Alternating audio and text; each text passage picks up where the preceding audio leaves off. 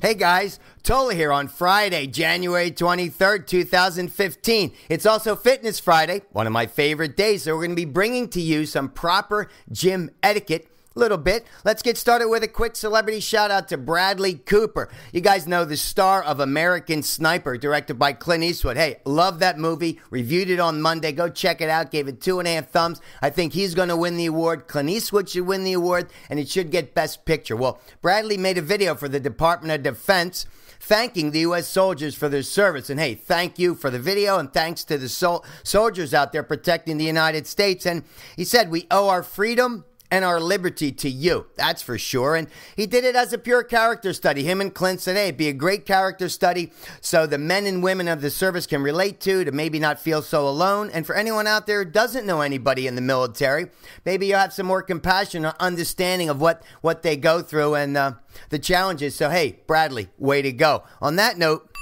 let's go around the globe for the latest news. 2 quick stories for you today. The first one we're calling Now You See It, Now You Don't. Did you guys read this? Well, in Davos, Switzerland, we talked about that yesterday. There's the World Economic Forum going on, and Eric Schmidt, he's the Google's executive chairman. He predicted the end of the internet as we know it. Here's what he said, talking about the future of the web. He said, I will answer very simply that the internet will disappear. There will be so many IP addresses, so many devices, sensors, things that you're wearing.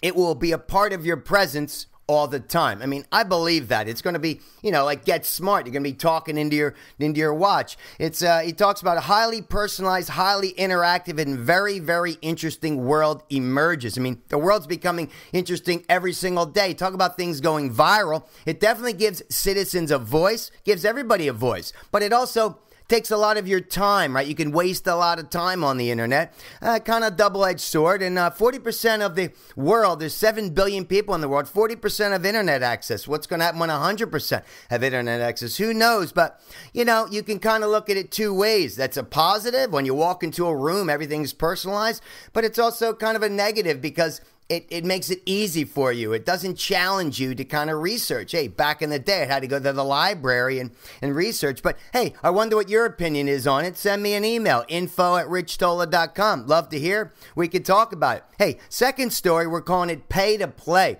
Now, I talked about this story a while ago, right? About the, I don't know what you call this, what scandal we call it. But there's 2 former athletes who took so-called paper classes at the University of North Carolina, right? They had all these classes for many, many years that didn't exist, and they gave grades to these top athletes just to pass them. Well, they filed a lawsuit against the school and the NCAA.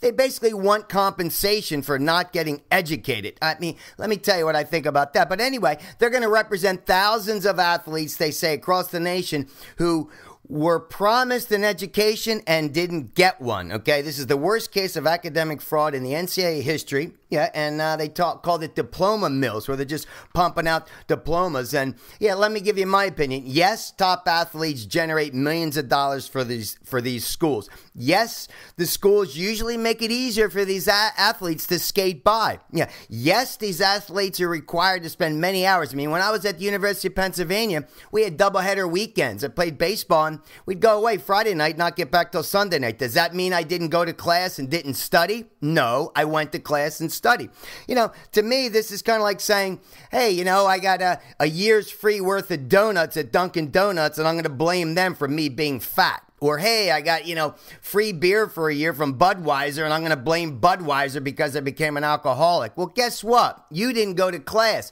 Okay, yeah, I get it. There's a lot of time and energy spent being an athlete at this top level, but it doesn't mean you can't take fewer classes and go to class and take it upon yourself to learn. That's what it's there for. Nobody's holding your hand, taking you to class. Nobody did that for me. I mean, I think this is ridiculous, but they're trying to get money. They're going to get compensated because they didn't get educated. Well, go get educated.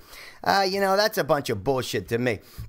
On that note, let's go over to the Get Your Shit Together Award. This is kind of scary. Did you guys see this in New Hampshire, right? 9-year-old twins, 2 boys, were left alone for days at a time for over a 5-month period while their parents were in Nigeria. Yeah, their parents asked their uncle to watch them. The guy stopped by every couple of days. There was no food in the house. There was no phone in the house. I mean, these kids had nothing, no supervision. I mean, can you believe it? They got up, got ready for school, ate breakfast, ate lunch in school, came home. I mean, way to go to the 9-year-old kids. But hey, this guy, Giobari Atura, he's got to get his shit together. I mean, your brother entrusts you with these children and you shirk your responsibility. I mean, that's ridiculous. So talk about get your shit together. This guy's really got to get his shit together. And on that note, let's go over to Fitness Friday. I know I'm flying through this, guys, but hey, there's so much to talk about. And let's go over here because proper gym etiquette. And if anybody who paid attention to my Get Your Shit Together podcast, I did 30 episodes. Go check it out on my website. Well, number 6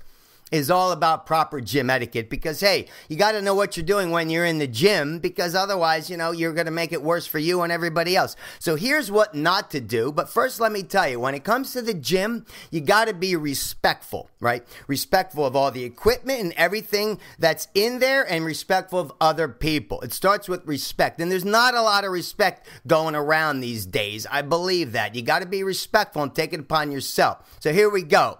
Number 1, you got to treat it like a library. I mean, that's what I do. Like a library. You take a book off the shelf, put it back. You get the weights, put it back. Don't leave things laying around. And don't leave your shit all over the place, okay? Pick it up.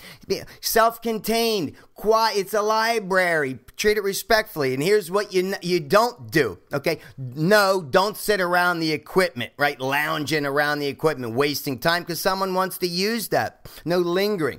The concept of work in versus work through. Do you guys know what that is? Someone says, I want to work in with you, meaning you're using a piece of equipment. They want to work with you. Work through means I just need to do one set and move on. Let them work through. That's the respect.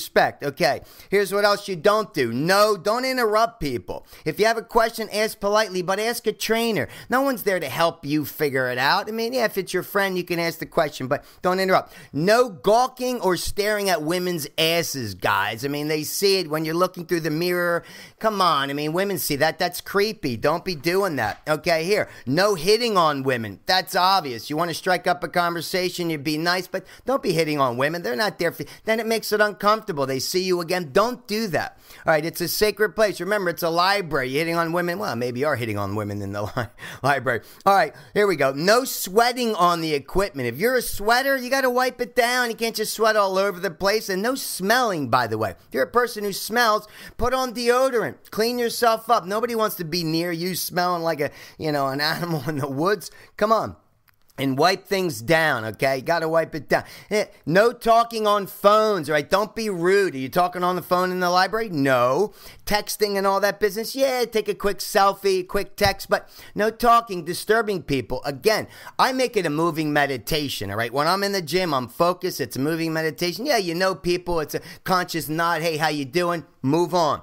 Good. No spitting, right? No spitting in the water fountain and no spitting on the floor. None of that crap. Maybe in the garbage bucket, but go in the bathroom. It's much sanitary. Here we go. And if you have, no circle jerking. I love that one. How about the guys that are standing around, these 4 or 5 young bozos? They're just standing around a piece of equipment, circle jerking themselves. And it's uncomfortable because people may not want to kind of use that equipment. They feel a little intimidated, especially a woman or a guy who's not as confident with himself in the gym. So no circle jerking, guys. And hey, if you have no clue, hire a professional, okay? That's what they're there for. Trainers, right? If you don't know what the hell you're doing, get a trainer. It's going to make you more effective and it's going to make it a more pleasurable experience for everyone involved. Hey, there you go, my proper gym etiquette. Wow. That's our show for today, folks. I'm Rich Tola, and remember, dreams do come true. But hey, what do I know?